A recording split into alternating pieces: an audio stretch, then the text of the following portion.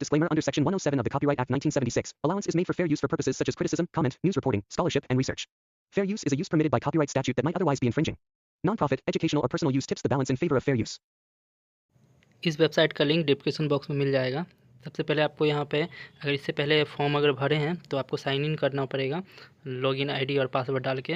अगर आप पासवर्ड भूल गए हैं तो आपको पासवर्ड यहाँ से फॉरगेट करना होगा। फॉरगेट वाले पे क्लिक करके फॉरगेट में आपको मोबाइल नंबर यहाँ पे डालना होगा। उसके बाद जो आपका डेट ऑफ बर्थ होगा वो डेट ऑफ बर्थ आप यहाँ पे सिलेक्ट कीजिएगा, जो मंथ है वो डालिएगा। उसके बाद फिर यहाँ पे कैप्चा डाल के आपको प्रोसीड पे क्लिक करना होगा। ठीक है, फिर आपके मोबाइल पर OTP आएगा और फिर आप पासवर्ड चेंज कर सकते हैं। ठीक है, अगर आप इसे फर्स्ट टाइम भर रहे हैं, ठीक है, तो सबसे पहले आपको यहाँ पे क्रिएट अकाउंट पे क्लिक करना होगा। ठीक है, क्रिएट अकाउंट पे क्लिक करने के बाद फर्स्ट में यहाँ पे पूछा जा रहा है नेशनैलिटी आप यहाँ डाल दीजिएगा। फिर उसके बाद पूछा जा रहा है पर्सनल इन्फॉर्मेशन, जिसमें आपको अपना नाम डालना है, जिसमें आपको फुल नेम डालना है। यहाँ पे आपको फर्स्ट में फुल नाम डालना है। उसके बाद फिर से आपको फुल नाम डालना है, यानी कि दोबारा फिर से आपको फुल नाम डालना है। उसके बाद यहाँ पूछा जा रहा है कि आपका नाम चेंज हुआ है तो नो करना है। उसके बाद आपको डेट ऑफ बर्थ इंटर यहाँ करना है। डेट ऑफ बर्थ इंटर करने के बाद आपको पुनः फिर से डेट ऑफ बर्थ को इंटर करनी है, यानी कि रीटाइप आपको डेट ऑफ बर्थ करना है। जो आपका डेट ऑफ बर्थ टेंथ का मार्कशीट में होगा वही आप इंटर कीजिएगा। उसके बाद फिर जेंडर सेलेक्ट कर लीजिएगा, जो है फिर से रिपीट आपको यहाँ पे जेंडर सेलेक्ट करना है। फिर फादर्स नेम डालना है, फिर से रीटाइप फादर्स नेम करना है। फिर मदर्स नेम आपको लिखना है, फिर से रिपीट मदर्स नेम करना है। फिर आधार नंबर आपको डालना है। आधार नंबर डालने के बाद आपको वेरीफाई पे क्लिक करना है।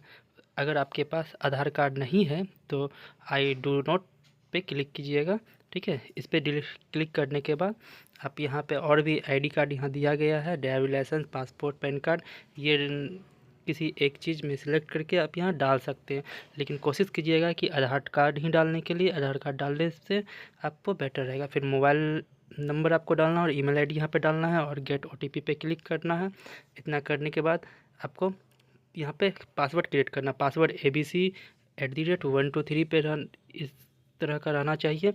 आप इस तरह का बना लीजिएगा। फिर कैप्चा आपको डाल के प्रोसीड पे क्लिक कर लीजिए। प्रीव्यू यहाँ पे देखना है, प्रीव्यू पे आप क्लिक कर लीजिए। प्रीव्यू पे क्लिक करने के बाद कुछ इस टाइप से आपका डिटेल शो करेगा। सारा डिटेल जब सही होगा तो आई एग्री पे नीचे वाले पे क्लिक करके आप क्रिएट अकाउंट कर सकते हैं, या फिर एडिट वाले पे आप क्लिक करके अगर कुछ गलत है तो एडिट वाले पे कर सकते हैं। मेरा सब चीज़ सही था तो हम कंफर्म कर लिए। तो इस टाइप से हम, ठीक है, यहाँ पे लॉगिन करते हैं मोबाइल नंबर और पासवर्ड डाल के यहाँ और कैप्चा डाल के इस पर हम लॉगिन कर लेते हैं। ठीक है, अगर आप इससे पहले कोई फॉर्म भरे हैं तो वही लॉगिन आईडी से आप लॉगिन कर सकते हैं। देखिए यहाँ पे आप फर्स्ट में दिया हुआ है रेलवे NTPC का वैकेंसी 14 सितंबर से स्टार्ट है। ठीक है, तो यहाँ पे ऑनलाइन एप्लीकेशन पे क्लिक कीजिएगा। फर्स्ट में यहाँ पे दिया हुआ है रेलवे NTPC का 2024। ठीक है, तो इस पर आप सिलेक्ट कीजिएगा, सारा डिटेल दिया हुआ है। तो जैसे कि हम भोपाल के लिए सिलेक्ट कर रहे हैं, ये चीज़ आपको कैसे पता करना है कि कहाँ पे ज़्यादा सीट है। ठीक है, तो इसके लिए आप सबसे पहले हम अपने डिस्क्रिप्शन बॉक्स में एक लिंक दे देंगे, आप वहाँ से इस वेबसाइट पे आ जाइएगा। यहाँ पे इस टाइप से PDF खोलेगा, आप यहाँ से आप देख सकते हैं कि किस जगह पे कितना पोस्ट है, कौन सा कैटेगरी में क्या है, सारा चीज़ आपको यहाँ पे मिल जाएगा। कौन सा वैकेंसी निकला है, क्या चीज़ है, मतलब इसमें सारा कुछ दिया हुआ है कि मतलब जनरल में कितना है, प्लस कौन सा क्या है, सारा कुछ इसमें दिया हुआ है। ठीक है, तो यहाँ से आप देख सकते हैं अच्छी तरह से। उस पहले आप इसको देख लीजिएगा। हम तो बोले पहले फॉर्म भरने से पहले आप ये वाला नोटिफिकेशन इसका ज़रूर देख लीजिए। ये नोटिफिकेशन देखने के बाद, ठीक है, आपको पता चल जाएगा किस जगह पे कितना है। जैसे बेंगलोर में कितना है सीट अवेलेबल, तो वो चीज़ आपको किस कैटेगरी से भर रहे हैं, भोपाल में कितना है, तो ये आपको पहले पता चल जाएगा। ये पता चलने के बाद आप आसानी से फॉर्म फिलअप कर सकते हैं। पुनः हम वेबसाइट पे आते हैं और भोपाल को चेंज करके हम पटना करते हैं इसको। ठीक है, आप पहले इसका नोटिफिकेशन पूरा पढ़ लीजिएगा, कौन सा जगह पे क्या चीज़ है, ठीक है, कितना वैकेंसी है, उसके बाद ही आप ये फॉर्म भरिएगा। ठीक है, तो इस टाइप से नेक्स्ट पे क्लिक करते हुए आगे आइए तो आपको 5 स्टेप में फॉर्म भरने के लिए ऑप्शन आएगा। फर्स्ट में आपको पर्सनल डिटेल, फिर अदर डिटेल, एजुकेशन, इस टाइप से आपको डालना होगा। तो हम यहाँ सारा चीज़ ऑटोमेटिक ऊपर का भरा हुआ है। यहाँ पे मैरिटल स्टेटस डालते हैं, उसके बाद फिर रिलीजियस यहाँ पे हिंदू होगा, उसके बाद फिर इस टाइप से कौन सा लैंग्वेज होगा, मदर टंग, वो डाल रहे हैं। उसके बाद फिर आपको लैंग्वेज सेलेक्ट करना होगा, कौन सा लैंग्वेज है आपका। सारा चीज़ आपको डालने के बाद नीचे में थोड़ा स्क्रॉल कीजिएगा। स्क्रॉल करने के बाद एक और ऑप्शन यहाँ पे आइडेंटिफिकेशन मार्क्स, 2 आइडेंटिफिकेशन मार्क्स मांगा जा रहा है, लेकिन आपको एक ही डालना है, एक आपका ऑप्शनल नहीं है, ठीक है। नीचे कैटेगरी दिया हुआ है, जैसे आपका जो कैटेगरी होगा, अगर जनरल है तो यूआर डालना है, अगर एससी एसटी है तो वो भी आप यहाँ पे डाल सकते हैं, ठीक है। तो हम जो ये फॉर्म भर रहे हैं ये जनरल कैटेगरी से हैं, तो इसका हम जनरल पे क्लिक कर रहे हैं, ठीक है। इसमें सारा चीज़ दिया हुआ है, एससी एसटी है, ओबीसी है, जिस टाइप का है सारा चीज़ है। यहाँ पे अगर आप एससी अगर डाल रहे हैं तो यहाँ पे आपको एससी एसटी का यहाँ पे डिटेल डालना होगा, जैसे कि जाति प्रमाण पत्र का आपको यहाँ पे डिटेल डालना होगा। सारा चीज़ आपको यहाँ पे इंटर करना है, ठीक है। जिस टाइप से यहाँ पे दिखाया जा रहा है उस टाइप से आपको सारा चीज़ यहाँ पे इंटर करना पड़ेगा। प्लस यहाँ पे अपलोड डॉक्यूमेंट्स है, आपको अपलोड डॉक्यूमेंट्स भी करना पड़ेगा, ठीक है। नेक्स्ट स्टेप है प्रेजेंट एड्रेस का। प्रेजेंट एड्रेस में अभी आप जहाँ रह रहे हैं वहाँ का एड्रेस डालना है, ठीक है। जो डिस्ट्रिक्ट है आपका वो सिलेक्ट करना है, एड्रेस डालना है, विलेज डालना है, प्लस आपको पिन नंबर डालना है, ठीक है। उसके बाद एक परमानेंट एड्रेस है, तो दोनों में सेम ही अगर है तो टिक मार दीजिएगा, तो दोनों में सेम हो जाएगा, ठीक है। उसके बाद सेव कर दीजिएगा। सारा डिटेल को अच्छी तरह से फिल करने के बाद, सेव करने के बाद पहला स्टेप कंप्लीट हो जाएगा। तो यहाँ पे पूछा जा रहा है एक्स सर्विसमैन डिटेल, तो इसमें आपको नो करना है। उसके बाद फिर नेक्स्ट आपसे पूछ रहा है क्या आप हैंडीकैप हैं, तो इसमें भी आपको नो करना है। उसके बाद फिर यहाँ नीचे में भी और पूछा जा रहा है, ठीक है। इसे भी आपको सारा चीज़ को आपको नो करना है। उसके बाद अगर आप ईबीसी कैटेगरी से हैं तो यस कीजिएगा, अन्यथा ईबीसी कैटेगरी से नहीं है तो नो कीजिएगा। एक तरफ से आपको सब में नो करते जाना है, ठीक है। उसके बाद लास्ट एक ऑप्शन पूछ रहा है करंट एम्प्लॉय हैं, तो इसमें अगर आप हैं तो इसमें डाल सकते हैं, अन्यथा अगर नहीं है तो नॉट अप्लीकेबल, तो इसमें डाल दीजिए। इतना करने के बाद स्क्रॉल कीजिएगा। स्क्रॉल करने के बाद यहाँ पे कुछ आपका डिटेल मांगा जा रहा है, बैंक डिटेल, जो कि आपको डालना पड़ेगा। इतना डालने के बाद आप सेव एंड नेक्स्ट पे क्लिक कर दीजिएगा। बैंक डिटेल कैंडिडेट का ही डालिएगा, अन्य किसी व्यक्ति का आप यहाँ पे नहीं डालिएगा। फर्स्ट में आपको नाम डालना है, यानी कि अकाउंट होल्डर नेम, जो कैंडिडेट का नाम होगा वही यहाँ पे डालाएगा। उसके बाद आपको अकाउंट नंबर इंटर करना है, फिर से आपको कंफर्म अकाउंट नंबर इंटर करना है। उसके बाद आपको आईएफएससी कोड यहाँ पे डालना पड़ेगा। वो डालने के बाद कंफर्म कीजिएगा, तो ऑटोमेटिक आपका बैंक नेम आ जाएगा और बैंक एड्रेस आ जाएगा। इतना करने के बाद सेव कर लीजिएगा। सेव करने के बाद फिर आपको नेक्स्ट पर क्लिक करना है। इतना करने के बाद यहाँ पे आपको एजुकेशन डिटेल डालना है, यानी कि एजुकेशन क्वालिफिकेशन डिटेल आपको डालना है। तो फर्स्ट में आपका दिया हुआ है मैट्रिक डिटेल, यहाँ पे आपको मैट्रिक का यहाँ पे डिटेल डालना है, जो कि स्टेट यहाँ पे सिलेक्ट करना है आपको, डिस्ट्रिक्ट आपका कौन सा वो सिलेक्ट करना है, बोर्ड कौन सा वो सिलेक्ट करना है। उसके बाद डेट सिलेक्ट करना है। अगर आपने ये फॉर्म पहले से ये भरा हुआ है तो सारा चीज़ आपका पहले से होगा दिया हुआ, आपको खाली रजिस्ट्रेशन नंबर और यहाँ पर अपलोड डॉक्यूमेंट्स करना है।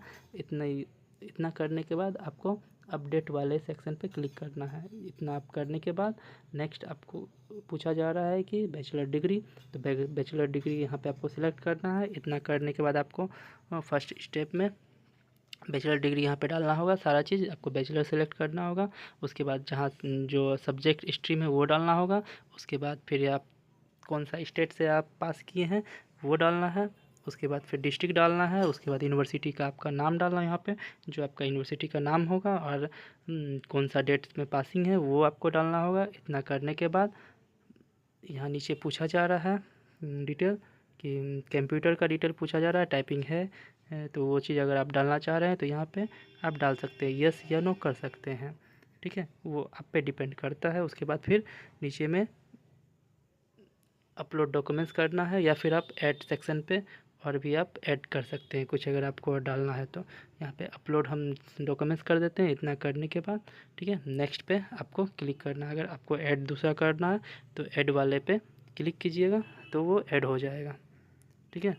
वैसे एक ही ऑप्शन मांगा जा रहा है इसमें, तो इसी कारण इसको रहने दीजिए। इतना करने के बाद आप नेक्स्ट पे क्लिक कर दीजिएगा।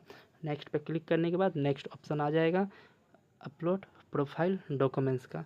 तो यहाँ पे फ़ोटो यहाँ पे आपको अपलोड करना पड़ेगा। फ़ोटो का जो साइज़ दिया हुआ है यहाँ पे वो उस साइज़ में आपको जेपीजी में रहना चाहिए, 6 मंथ के अंदर रहना चाहिए, ठीक है।